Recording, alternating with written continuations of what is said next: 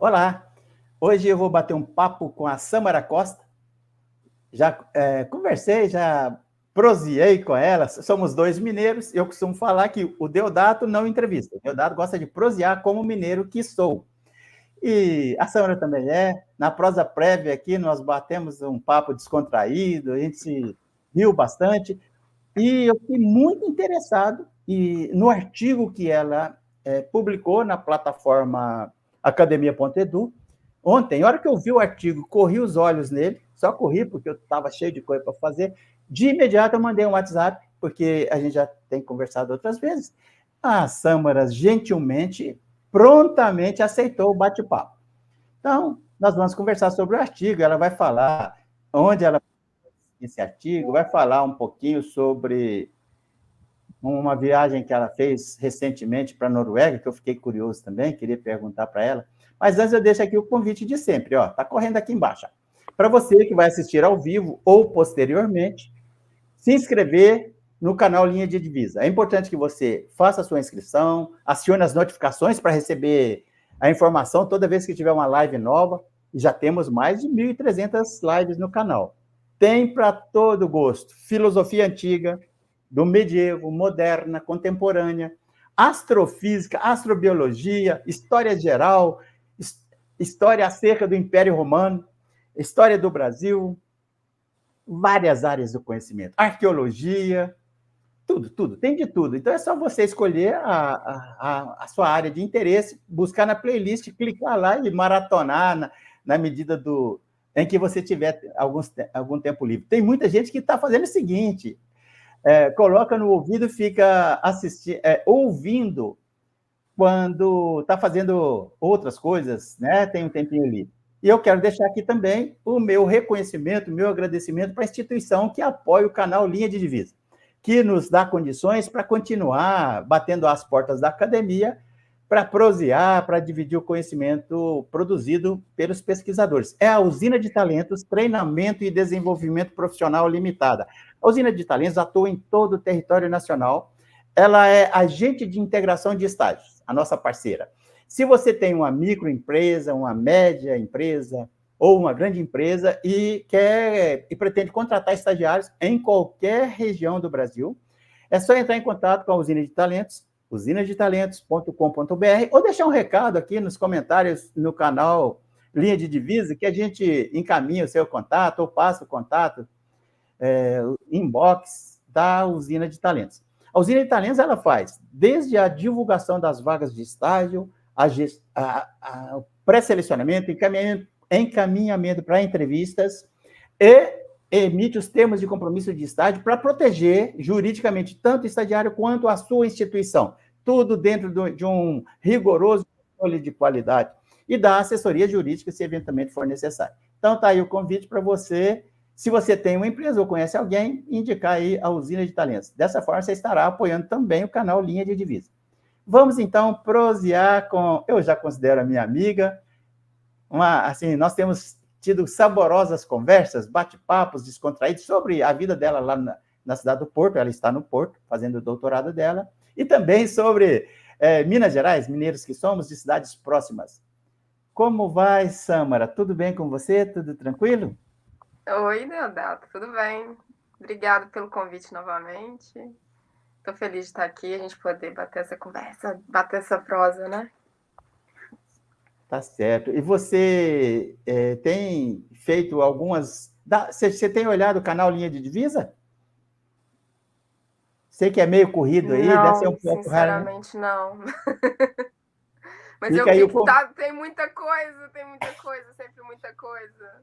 Você está batendo muito papo com muita gente da academia e várias áreas, pelo que eu estou vendo. Tá bem rico o conteúdo. 1.300 vídeos é muita coisa. coisa pra caramba. Um dos primeiros entrevistados, eu não vou falar o nome dele no ar, não, por uma questão de respeito, né? Ele gostou demais da proposta, falou que não tinha nada parecido com isso aqui no Brasil e começou a usar em sala de aula. Projeta os vídeos e trabalha em sala de aula. E ele assistia todos os vídeos no começo. Eu fazia um por semana. Aí depois eu comecei a acelerar, né? Teve um período que eu fazia 2 lives por dia. Agora eu estou fazendo menos. Ele Nossa, muita coisa. É muita coisa, mas para mim é extremamente prazeroso. Por exemplo, nosso bate-papo prévio, antes de entrar no ar e agora, para mim é um prazer, tranquilo demais.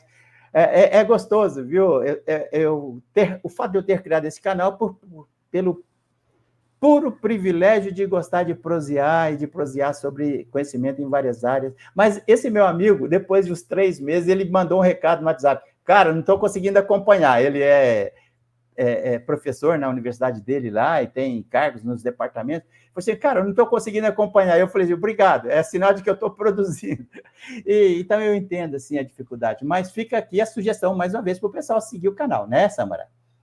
Sim, vamos seguir o canal Linha de Divisa, muito conteúdo bom, filosofia, antropologia, sociologia, tem de tudo ali, né? Literatura, tem Isso, muita coisa. você anda assistindo assim, porque tem de tudo. Sim, eu vejo, às vezes eu dou uma corrida de olho assim, né? Tem um bate-papo aí, tem um grupo de leitura, um grupo virtual de leitura de contos sobre um conto do... Já fizemos vários, né? Um do Baudelaire e outro do Guimarães Rosa, um grupo assim heterogêneo discutindo. Eu acho extremamente interessante. Deixa eu falar uma coisa para você. Você fez mestrado e está fazendo doutorado. Fala um pouquinho sobre as tuas graduações, o teu mestrado e o doutorado que você está fazendo, antes da gente entrar no artigo. Tá bem. Então, Deodato, quando eu terminei a escola, digamos, o ensino fundamental, o ensino médio, né, eu queria fazer história. E aí eu prestei, meu primeiro vestibular foi para história. Eu acho que eu passei, mas eu não quis fazer. Passei em Sete Lagoas, não lembro. Mas a minha mãe, como a minha mãe vinha de escola, ela falou assim, não, faz uma... E eu, muito novinha, não tinha noção ainda do que eu queria. Ela faz educação física, que é uma área que vai te dar mais abrangência para não ficar só presa em escola, mas... Tá, acabei fazendo educação física, mas ficou aquela coisa em mim, né? No curso de educação física, eu colei num professor de filosofia e eu já lia bastante filosofia, para mim mesmo, assim, sem estar ligado ao curso, né? E aí, já no curso de educação física, eu sabia que eu queria fazer filosofia. Mas demorou um pouco, eu não acreditava que eu podia entrar na UFMG, que eu conseguia fazer o UFMG, porque vem de condições, né, assim, mais... E a gente não sabe que é capaz de ir lá e conseguir, né? Você tinha curso noturno, eu sempre tive que trabalhar, estudar, então quer dizer, para eu fazer um curso diurno, eu não tinha como, eu tinha que me sustentar. Então, quando surgiu o curso noturno de filosofia na UFMG, foi quando aí eu lembro que eu fiz um ano de cursinho para eu conseguir passar. Hein? E entrei, foi maravilhoso. Foi a época da Dilma, tinha bolsa, eu consegui bolsa para morar perto da UFMG. Mas depois as bolsas foram acabando, eu tive que voltar para Contagem, as coisas começaram a voltar a ficar difíceis novamente. Terminei o curso, acho que bem, fui bem orientada, André Abá, meu orientador aí do Brasil, nunca vou esquecer, amo de paixão. Mas acabou que eu entrei no mestrado, eu misturei, como eu sempre tinha essa tendência de misturar filosofia continental e analítica, eu terminei minha graduação em filosofia, eu já estudei bastante Merleau-Ponty com o André, só que no final eu queria dar uma misturada com filosofia analítica. E comecei a estudar hábito a partir de um autor que chamava Bill Pola, só que é um cara desconhecido. E eu queria comparar o Merleau-Ponty com esse Bill Pola no mestrado. Quando eu apresentei esse projeto, eu não sei, o André deu liberdade para eu escolher. Acho que ele, inclusive, até me lançou assim, cara, por que você não coloca o McDowell? Ele não falou isso, mas ele falou assim, isso que você está defendendo, não dá para você defender, porque parece que você tem que saber escolher os autores também, não é à toa que eu cheguei no disso também. E aí acabou que eu não passei mal colocada no mestrado aí na UFMG, nisso eu fiquei super arrasada. Eu tinha feito um intercâmbio, né, aqui no Porto, em 2015, foi uma oportunidade que a UFMG me deu também de sair 6 meses e conhecer aqui a universidade. Aí eu conheci a Sofia Migens, conheci a Universidade do Porto aqui, e quando eu passei mal colocada na UFMG, eu falei assim, cara, vou tentar no Porto. Vou sair do Brasil, porque eu ia ficar muito... Eu ia ter que voltar, ia ter que procurar emprego, trabalhar e fazer mestrado no Brasil, entendeu? Morando em Contagem. Pensei assim, não. Eu vou passar dificuldade na Europa. Foi o que eu já falei aí numa outra entrevista que a gente teve. E foi isso. E aí vim para o Porto, aí falei com a Sofia e apliquei para fazer mestrado aqui. Fiz o mestrado aqui, mas aqui eu já não continuei no mesmo projeto e mudei para um analítico mais conhecido. Um analítico controversas, porque muita gente também considera ele como behaviorista ou como não totalmente o filósofo da linguagem ordinária, que é o Gilbert Ryle. E aí comparei o Merleau-Ponty com o Ryle. E fiz mestrado e depois, no doutoramento, quis dar uma guinada e, vou estudar Aristóteles. Legal. Isso. E já estou quase no finalzinho, defendo agora ano que vem, provavelmente. Sâmara, recentemente você passou um tempo lá na Noruega. O que você foi fazer lá? Então, fui fazer um intercâmbio de doutoramento, que é o que eu tinha direito de fazer passar uma temporada, né? A bolsa deve tem essa cláusula que você pode tentar sair e conhecer estudar um tempo numa outra universidade fora de Portugal. Você ficou quanto tempo lá? Eu fiquei um semestre, né? Praticamente, mas um semestre de aula, digamos, né? Então não é os 6 meses completos. Eu assisti às aulas do professor Thomas Johansen, Kellen Johansen, Metafísica do Self nos Antigos. Foi uma alegria ter conhecido esse filósofo maravilhoso. Tá tudo aqui impresso em mim. Em 2024, pode guardar aí. Vamos bater um papo sobre isso aí que te fascinou e que você guardou. Se você gostou tanto, me interessa, tá? Deixa eu te falar uma coisa. Sim. Por que eu me identifiquei muito com você, sabe? Com as dificuldades que você teve, trabalhar para estudar, foi exatamente o que eu fiz. Eu estudei em Minas Gerais, em Divinópolis, em escolas públicas. A minha felicidade é que, na época, as escolas públicas eram as melhores da cidade, na época. Isso me ajudou na minha trajetória profissional. E essa dificuldade, ralar para caramba, trabalhar o dia inteiro para poder estudar, a minha vida foi assim. Então, assim, essa identificação com o que você sabe, né? Eu sempre bato papo com você. Acho que as dificuldades aproximam as pessoas.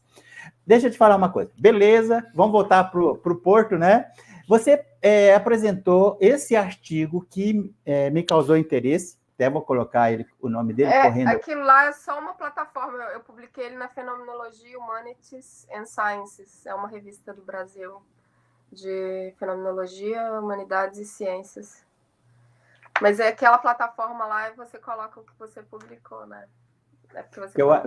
O que eu acho legal lá é que eu vou atrás dos pesquisadores. Me interessou, eu vou atrás. E tem muita coisa. Vou colocar o nome aqui e vou ler textualmente, tá bom? Uhum. O pessoal que está assistindo. A psicologia como ciência. A origem da fenomenologia possui fundamentos? É uma pergunta que você coloca na teoria do Aristóteles. Sim. Por quê? Vamos começar com uma pergunta genérica. Por que você escreveu esse artigo? E aonde você apresentou? Então, isso é uma prévia de um capítulo que eu começo a mostrar a influência do Aristóteles na fenomenologia. Então, eu pensei por começar por Brentano, e claramente Brentano tem influência aristotélica. O doutoramento dele é em Aristóteles, ele escreve várias coisas, Ele leu as categorias, a metafísica, de ânima. Então, eu fui olhar a obra dele, não completa, claro, foi um livro que chama Psicologia a partir do ponto de vista empírico, e foquei mais nessa obra, porque é uma obra que ele analisa mais o De Anima, que é o livro também que eu mais me aprofundo no projeto de doutoramento, apesar de agora eu já transito mais entre a metafísica, ao Parva Naturalia, também no De Memória, no De Senso. Mas é isso. E aí, então, fui me perguntar em que medida eu compreendia, eu conseguia compreender a interpretação do Brentano da teoria aristotélica e tentar entender a teoria dele, como que ele defendeu a psicologia como uma espécie de ciência e como que a fenomenologia também se apropriou dessa ideia também. Então, quer dizer, psicologia e fenomenologia ali meio que caminhando juntas, e nisso, em que medida isso tinha algum fundamento ali na teoria aristotélica, já que ele era um autor que se dizia aristotélico e usava e investigava a teoria aristotélica, né? Ô, Samara, ele foi padre? Parece que sim, né? Ele foi um tempo padre, sim. Uhum. Verdade. É uma curiosidade curiosidade não, é a vida do Brentano, né? Ele foi padre, sim. A gente tem isso até hoje, né? Tem muitos filósofos que vêm da teologia, né? Nos primeiros anos do curso de teologia da Igreja Católica, estuda-se muito filosofia. Tá, mas fala um pouquinho mais do que... Muito mesmo. Uhum. Você ia falar alguma coisa? Não. Tá super interligado, né? Os escolásticos também têm essa tradição, né? De estar junto ali com temas teológicos. Eu já entrevistei vários historiadores que pesquisaram o Tomás de Aquino, com perspectiva de historiador, bem interessante. Por exemplo, pouco se fala, mas na Suma Teológica ele passava pano para prostituição. Ele considerava que era um mal necessário, mas isso é papo para outra conversa. Muita coisa interessante. Me fala uma coisa. Eu estou tentando me cercar de intelectualidade, não sei se eu estou melhor que... Tô brincando. Mas é isso. O que você ia perguntar? Fala um pouco mais do que você analisou, né, nesse trabalho.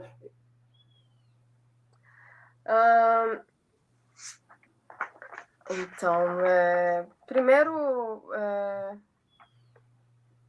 comecei a comparar a noção, investigar como que ele inseriu a noção de intencionalidade, e nisso eu tentei mostrar que a noção de intencionalidade por ser um tema tão caro à fenomenologia quanto à psicologia, foi desenvolvido também pelo Aristóteles, e começa com o problema da ausência na presença. Os autores que de algum modo também defenderam isso, como Victor Keston. Depois mostra um pouco de como ele defende essa intencionalidade como marca do mental, né? O mental é ser intencional. E o problema é que o Brentano ele divide o que ele... experiência interna, que seria mental, de experiência externa, que seria os fenômenos físicos, que teriam outros tipos de propriedades, que não as propriedades mentais, que é a característica principal, ser intencional. Só que eu vejo esse problema aí dessa separação entre experiência interna e externa, sabe? Parece que eles separam um pouco do mundo externo, e isso não vai totalmente de acordo com o que eu entendo da teoria aristotélica, porque para Aristóteles a mente é estendida até o cosmos e a gente está em relação. Não é à toa que as descrições do Aristóteles é sempre... Ele fala dos meios próprios para os sensíveis próprios, então quer dizer, é só com o meio para o som se manifestar, o meio. Então, mas não há essa diferença entre o que é externo e externo, sabe? Parece que não tem esses polos, igual o Brentano coloca Olha, Samara, olha que na interessante. teoria do Aristóteles. Enquanto você está falando aí, eu coloquei correndo aqui, ó, a pergunta que eu ia fazer para você na sequência e você já respondeu, o fato do Aristóteles não separar o físico da psique, né? É isso. O problema mente e corpo é um problema moderno, né? Mente, separação, e inclusive essa. Acho que há influência do dualismo platônico, né? Continua essa dualidade, assim, o homúnculo, essa coisa da gente colocar um homenzinho pequenininho dentro do homem, sabe? E esse homem ser esse homem interior. O Riley já criticou muito isso, achar que tem um fantasma da máquina, ou achar que tem o capitão do navio, igual o Descartes escreveu, né? Só que isso é algo que a gente imagina que está dentro da mente, como se fosse uma imagem mental. E o que é estar dentro da mente? E aí vem essa ideia de interno, né? Mas o que é... A gente tem que entender que falar em psique implica em comportamento. Não vou cair num behaviorismo aqui, mas talvez usando mais o Merleau-Ponty, não existe esse homem interior. Não existe esse homem interior. O homem está no mundo, ele se mostra no mundo, ele se mostra na ação. Entendeu? O que há de interior? O fato da gente querer colocar a mente em algum lugar, inclusive os neurocientistas, né, acham que é simplesmente correlatos neuronais. Ou seja, agora trocou, agora a mente está no cérebro, né? Trocou, não é mais o capitão do navio, não é mais o fantasma da máquina, não é mais o homúnculo, agora é correlatos neurais. Esse tipo de explicação. Mas quando você fala que você me lembrou aí que o Aristóteles não separa o físico do psíquico, é isso. Nós somos um corpo natural com vida e só existe psique ou psique, que tanto faz, se há esse corpo específico com uma forma específica com vida. Um corpo sem vida é simplesmente um corpo por anomínia. Não é... É isso. O ponto E outra coisa, a causa material, um corpo pensar em matéria. Eu estava pensando nisso um pouco mais ontem, porque um corpo não é simplesmente matéria, né? Se for pensar nas causas materiais, causa formal. Por isso que o Aristóteles inclui a causa formal, que é tão importante. Muita gente fica pirando, achando que são conceitos super abstratos, que não consegue explicar, mas não. É porque é a forma que, para o Aristóteles, dá toda essa funcionalidade para a matéria. Então, quer dizer, nós não somos um corpo que é matéria simplesmente, nós somos um corpo que tem funções, um corpo vivo, e essas características de ser um corpo vivo, com funções, digamos, ativadas, né? Os órgãos dos sentidos funcionando, a percepção, imaginação, memória, sensação. Isso é sobre forma, isso Eu estava pensando no Merleau-Ponty, agora inserindo um pouco. Nós somos carne, né? Não é matéria, é diferente, é um conceito diferente, mas isso eu vou tratar mais para frente, vamos focar nesse artigo. Né? Ô, Samara, o Aristóteles, ele foi além, bem além do Platão, bem além. Platão tinha a dicotomia corpo e alma, né? O Aristóteles, para você, segundo as tuas perspectivas, foi um realista radical sem pudor? Eu vou defender isso, que ele é um realista direto, digamos. E vou usar a Sarah Brody. Ainda estou começando a trabalhar nisso. Eu estou trabalhando em fantasia. Pensei que ia terminar a tese sobre imaginação, falando sobre imaginação, Mas eu queria inserir também sobre realismo e mostrar dessa relação direta entre percepção e o meio. Não há esse o que há de dualismo, digamos, no Aristóteles, que nem é dualismo, é essa gradação entre o que o meu corpo, entre os contrários, fica ali tendo uma valência ou uma tentativa de marcar entre prazer e dor, né? Então, quer dizer, e nem é dualismo isso é, digamos, não é um tipo de dualismo.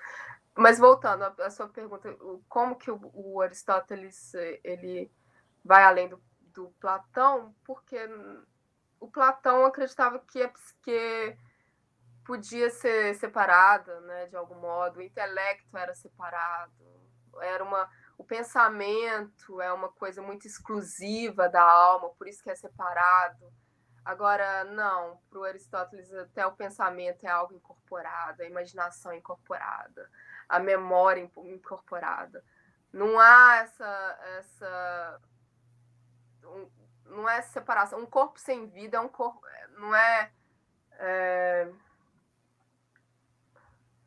não é um corpo psíquico mais. Só que o Aristóteles não entende que isso foi a psique foi abandonada. Não, simplesmente a vida, se não há vida, não há psique, né? Mas é estranho também, porque o termo psique é bem amplo no Aristóteles, então quer dizer, as plantas possuem um certo tipo de psique também. Os planetas, por mais que eles não possuem. Então ele separa a psique, ele tenta. Não é que ele é panpsiquista, ok? Não, ele não vamos entender isso. Mas o ponto é, ele divide em algumas faculdades. Então, quer dizer, nós compartilhamos a faculdade nutritiva com as plantas. Então, partilhamos a faculdade perceptiva com os animais. Os planetas, a gente compartilha, por exemplo, eles apresentam movimento. Então, assim, eles são psíquicos porque eles também se movem. E, de algum modo, apresentam vida. Mas é isso. Então, o termo é bem amplo, né? Eu entendo muito o que não é psíquico na teoria aristotélica. Os elementos não são psíquicos, né? Os artefatos, coisas que não apresentam movimento, né? Então, a concepção de psíquico é ser animado no sentido de apresentar movimento, de apresentar vida, de ter potência para a vida, né? Essa que é Para o Aristóteles, nós somos parte da natureza. Nós somos natureza. Nós somos natureza e psique é parte da vida, é isso? Psique é o primeiro ato da vida, é a substância formal e que apresenta a vida, sim, que tem potência para a vida. E é o primeiro ato. Então, quer dizer, para ser psíquico tem que ser ato, tem que ser atividade, tem que ser movimento, tem que ter movimento. Um artefato não é psíquico. Tem que ter potência. Não, um artefato não tem potência para a vida. Não, eu digo, para ser psique tem que ter potência. Tem que ter potência para atividade. Sim. Por isso que é essa relação de potência e ato. Então, quer dizer, se a atividade é porque, de algum modo, há vida ali. É claro que você pode usar... você entra em atividade com artefatos também, né? Isso é uma questão também, mas é você que atribui ali potência e ato para os artefatos, não é eles que possuem essa potência em si próprios. Não sei, eu não vou entrar em artefatos agora, estou tratando mais de... Mas... Você falou um pouquinho logo no comecinho da intencionalidade. Qual que é a relação da intencionalidade com a fenomenologia? É um termo muito caro para a fenomenologia, porque essa noção de atos mentais, inclusive foi um termo muito explorado pelos escolásticos também, de tendere, de intentiones, de você estar em intenção, né? O que é ter um comportamento mental, digamos? Para a gente não ficar falando só de mente, né? Porque parece que é alguma coisa que está dentro da gente em algum lugar. Não, mas vamos falar de comportamento mental, para dar uma ideia dessa coisa do homem que está se comportando e agindo, né? Então, quer dizer, isso é estar em intenção, né? Isso é estar em movimento, isso é ter finalidade. Por isso que aí entra também, eu comparo que o conceito de intencionalidade já está, antes de ser desenvolvido por escolástico, já está no Aristóteles. Por quê? Porque ele entende toda a substância formal e psíquica, digamos, que possui potência para o movimento, para a vida, para a realização de funções. Essas finalidades, essas funções possuem causa final. E por isso que eu entendo essa relação de quando Aristóteles defende que toda natureza tem finalidade, inclusive até chegar à consciência, digamos que o Hegel defende isso no Mind and Cosmos agora, que ele, em 2012, esse retornar à explicação teleológica aristotélica de encontrar causas finais tanto na natureza quanto na biologia, no comportamento. E por isso que no comportamento, quando você age em função de algum fim, com alguma finalidade, com algum propósito, você está intencionado. Você está se colocando em intenção. Por isso que eu relaciono causa final com a intencionalidade. E já reconheço. E o Aristóteles tratou do problema da ausência e da presença, que ele colocou que tanto causas presentes quanto causas ausentes podem nos mover. Digamos, ele tem um exemplo na metafísica. A presença do capitão causa a navegação, e sua ausência causa o naufrágio. Então, quer dizer, são causas.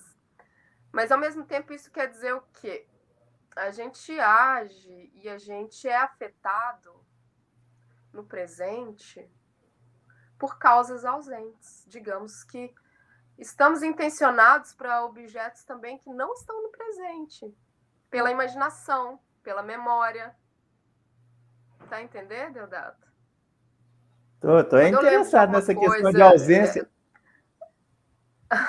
Desculpa. Não, eu tô achando interessante, porque você falou da escolástica, né? O Tomás de Aquino, ele usou Aristóteles para tentar provar a existência de Deus.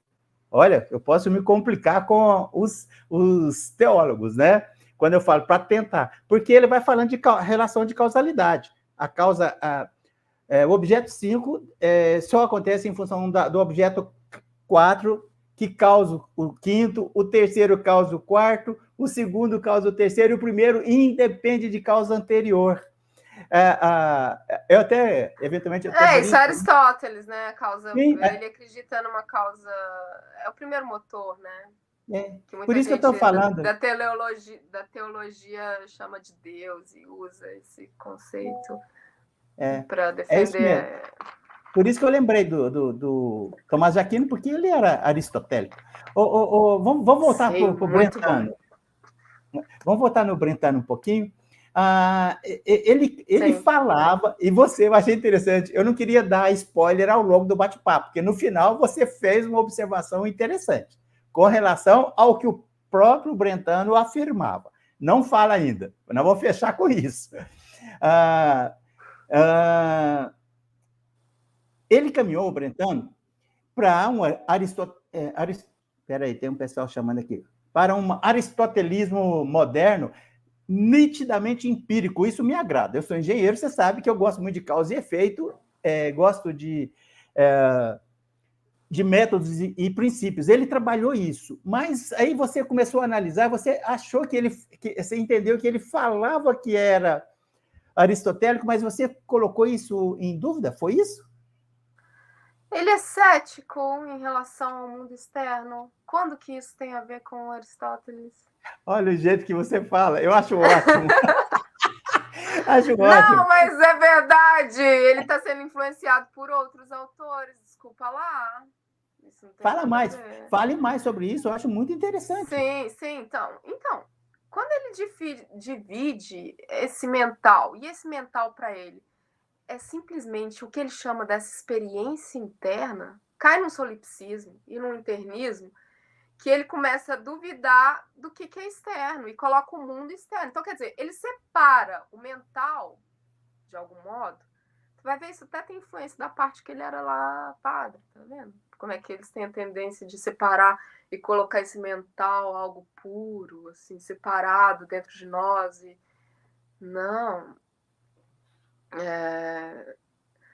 No Aristóteles não há esse mundo externo separado, entendeu? Nós somos esse mundo todo e nós nos estendemos até o cosmos. Eu não acabei de falar que ele entendia a influência de tudo. Nós estamos, é uma cosmologia no Aristóteles. Não é separação de. Então, o Brentano ele se mostra cético à nossa percepção externa. Então, quer dizer, isso é influência claramente de Kant, de Descartes, do ceticismo ali que vinha, ou céticos antigos, não sei o que ele leu também, né?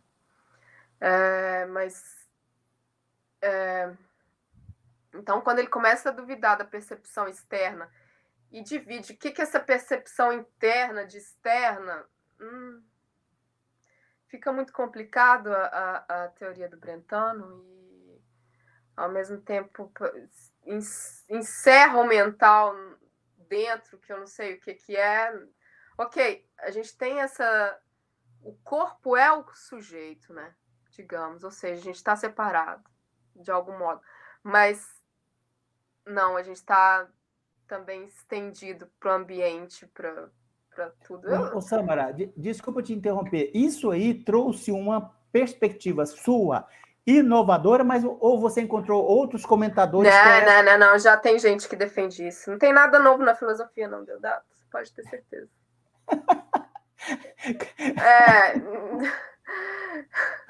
Como é que você fala isso, Samara? A razão de ser da filosofia é essa busca interminável para revisar posições anteriores? Não sei. Muita gente fica falando que descobriu a roda, né? Entendi. Descobri a roda, que não sei o quê. Muita gente fala assim, qual é a sua obsessão por origem? O que interessa ir às origens? Porque os analíticos têm isso, né? Eles começam a falar como se as ideias todas... Eu não preciso fazer história da filosofia para fazer filosofia, segundo filósofos analíticos, né? Alguns, né? Então, tipo assim, vira para mim e fala assim, não, eu posso falar de teleologia, de finalidade na ação, de intencionalidade, sem precisar citar autor nenhum, entendeu? Ou sem precisar ir para Aristóteles para falar de causa final, de objetivo, ou de valor na ação. Samara, você vê prepotência nisso, né? Muita. É muita arrogância. Eu começar... E aí viram para mim e falaram assim, não, para que você fica repetindo Aristóteles, que não sei o quê? Eu falei assim, não, peraí, eu tô tentando mostrar Aristóteles em filósofos contemporâneos, ok? Para começar. Eu tô vendo uma mineira aí meio enfesada, hein? Não, eu tô gostando, eu acho legal você... Não sei, mas é porque eu tô sendo muito confrontado por muitos homens e tendo que lutar e tendo que, sabe, não me escutam e sempre, toda vez define forma, por que eu preciso estudar Aristóteles, entendeu? É sempre, tipo assim, tentando me, sabe, dali... E aí, às vezes, eu vou num congresso e vejo os analíticos falarem as coisas e repetirem filósofos e ideias, e falando como se as ideias foram eles que pensaram essas ideias. Aí você fica pé da vida, né? Sim, porque... e aí, no jantar, você vira para eles e fala assim, não interessa, eu não preciso repetir de quem são as ideias. Eles viram e falam, eu não preciso dizer de quem são as ideias, eu estou discutindo as ideias. Isso beira a desonestidade acadêmica. Então, eu não sei, eu prefiro ficar repetindo Aristóteles, mostrar Aristóteles, Platão, não sei o quê. Quando eu tiver uma ideia que eu achar que é realmente que eu tive essa ideia, entendeu? Mas acaba que a gente tem ideias, depois a gente vai ler outros caras, eles tiveram ideias, ou as mesmas ideias. Então, quer dizer, eu não vejo que haja muita originalidade, assim. Não sei em que medida... Óbvio que há muita coisa nova que é feita. Eu acredito que muitas vezes isso surge por essa diversidade, e se a pessoa consegue misturar muitos, ou tirar alguma... A filosofia é feita de problemas, né, filosóficos. Às vezes, ter uma ideia é meio que criar um problema filosófico também, assim. Eu não sei... Por que Descartes é tão também... Descartes criou um problema também, que já tinha sido criado por Platão, digamos, ou por outros dualistas, mas eu não sei, assim... Eu acho que eu vou até agora vou tentar mandar alguma coisa para um colóquio de filosofia analítica. E vai ser bom, porque eu vou poder falar só de ideias, eu não vou precisar citar nome de ninguém, entendeu? Vai ser tudo como se eu tivesse pensado Ô, Sâmara, me fala uma coisa. Legal. Aonde você apresentou esse trabalho aí? Foi em Évora? Apresentei em Évora, nossa. E foi... Eu queria... E lá foi maçante, porque eu sou meio megalomaníaca. E queria mostrar lá nesse congresso, eu acho que eu fiz 30, não sei quantos slides, mostrar a influência do Aristóteles no Brentano, Russell, Heidegger.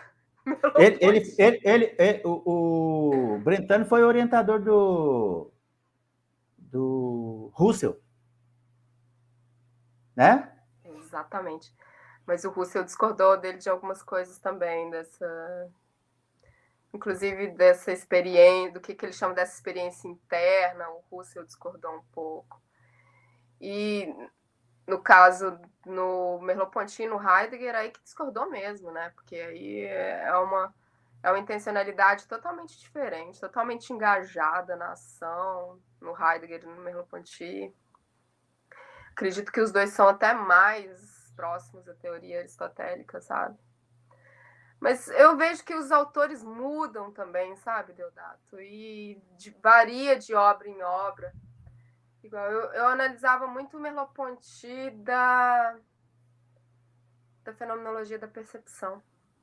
E aí agora, indo o Merleau-Ponty da fenomenologia da percepção, ele critica o Russell falando da fenomenologia essencialista.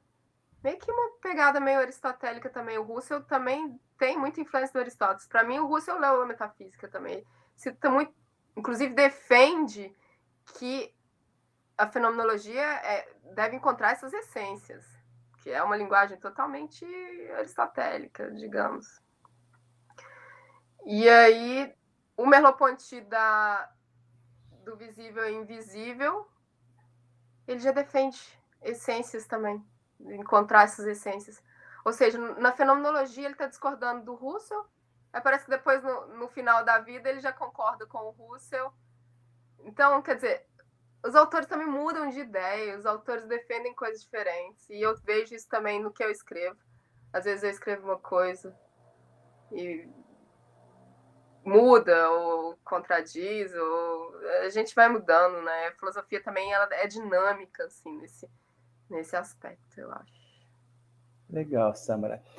Eu procurei fazer algumas perguntas aí dentro da espinha dorsal do teu artigo, para, na verdade, levantar a bola, para você mostrar aí o que você pensa.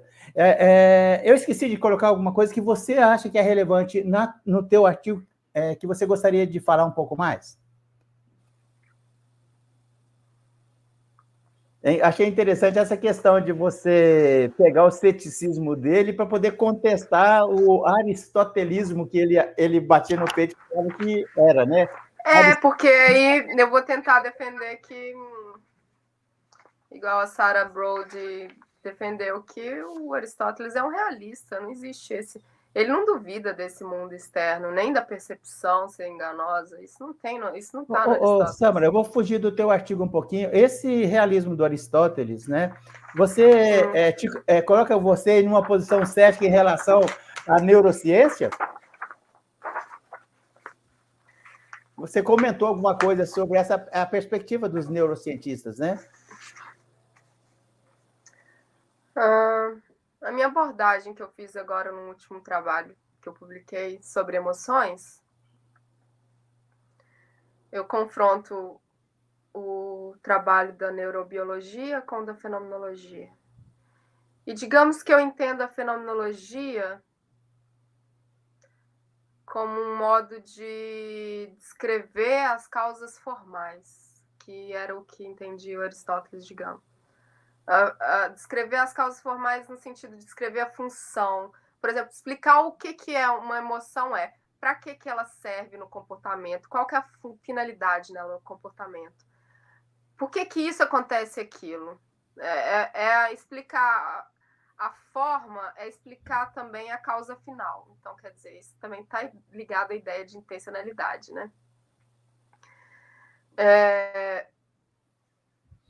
Mas na neurobiologia é um tipo de relação e causalidade puramente material que eu escrevi. Nesse sentido, eu estava analisando a teoria do Damasio,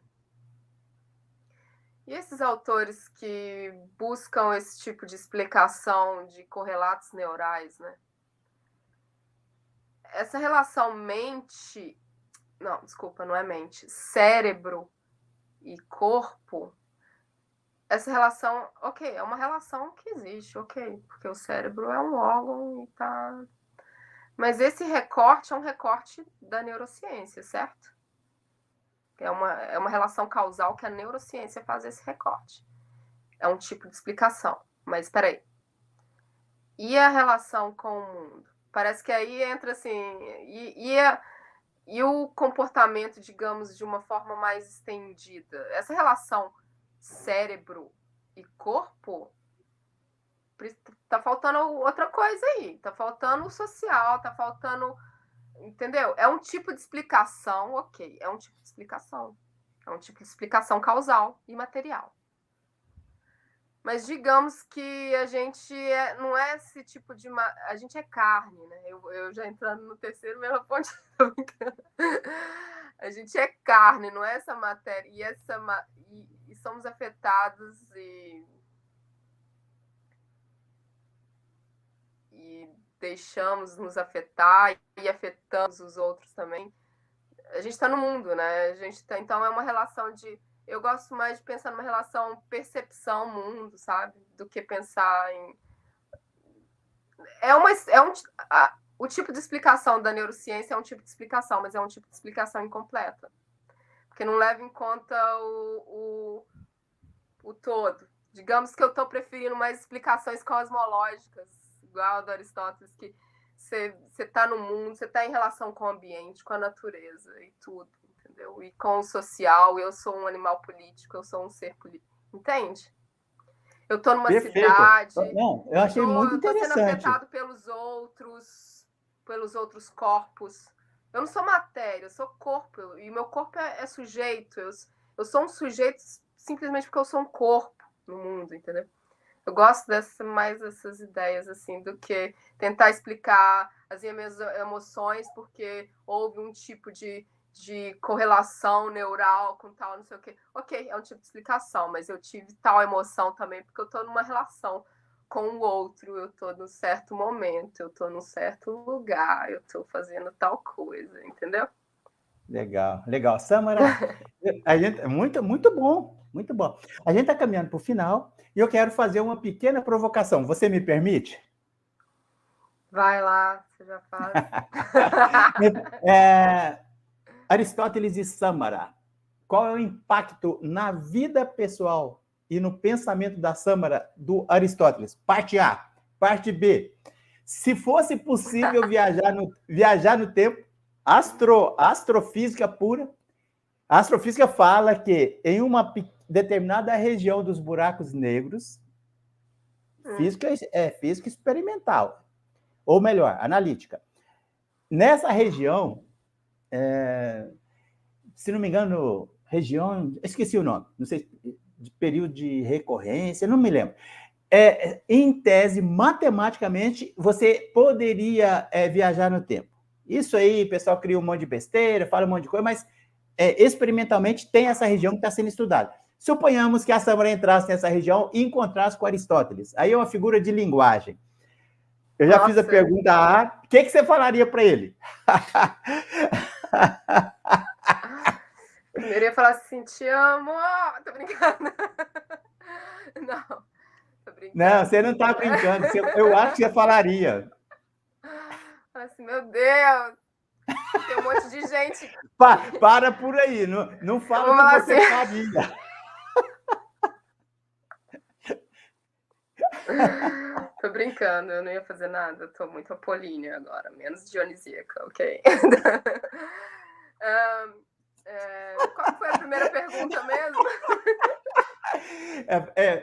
O impacto é que depois que você começou a se aproximar do pensamento do Aristóteles, o impacto que teve na sua vida e pessoal e enquanto pesquisadora, porque me parece muito intenso e forte, a ponto de, se alguém não fizer uma crítica bem sustentada ao pensamento do Aristóteles, você vira bicho. Como assim? Eu sou bicho, eu não viro, eu sou bicho, amor. Todos nós somos bichos. Isso mesmo.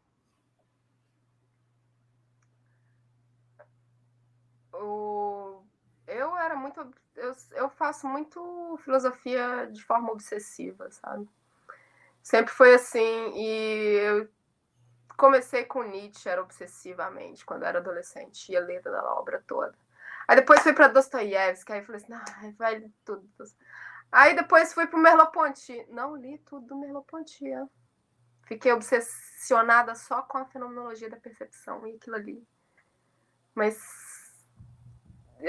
foi intenso também, sabe? Porque é um livro muito difícil. E passei muito tempo ali. E agora, no Aristóteles, amor, isso tá me dando um abril, assim, ó. Porque é muita coisa. Então, a minha obsessão, ela pode ficar ali, entendeu? Eu tô cansada da metafísica, entro num descenso, vou na memória, vou nos livros dos sonhos. Tem tanta coisa que eu para ler ali que eu vou no... Tem categoria. Tem muita coisa, entendeu? Tem poética, tem política, tem ética, eu posso transitar e é muita base para muita coisa que é usada muito que é muito vivo em nós ainda, e as pessoas ficam achando assim, para que estudar Aristóteles hoje? Cara, eu não preciso ficar defendendo Aristóteles, desculpa lá, chega, eu já tô cansada disso, eu não preciso. Ele é indefensável, não precisa, entendeu? Quem sou eu para ficar defendendo? Então, parece que quando os meus colegas ficam fazendo esse tipo de pergunta ou provocando, eu vejo assim, não, isso está me fazendo bem, isso está me fazendo crescer, porque da forma que estão me confrontando, não, só pode ser, não é mais é pessoal a coisa, sabe? Tipo assim, porque não é mais sobre o autor, mas muita gente questiona isso e eu vejo assim, é gente que não conhece, desculpa lá, mas é gente que não conhece o tamanho da obra. Ou é gente arrogante também, como muitos analíticos, entendeu? O cara vira e começa a falar, acabou de fazer uma apresentação falando sobre finalidade da ação e nunca olhou nada no Aristóteles e acha que também não precisa de olhar e nem vai olhar e dane-se, entendeu?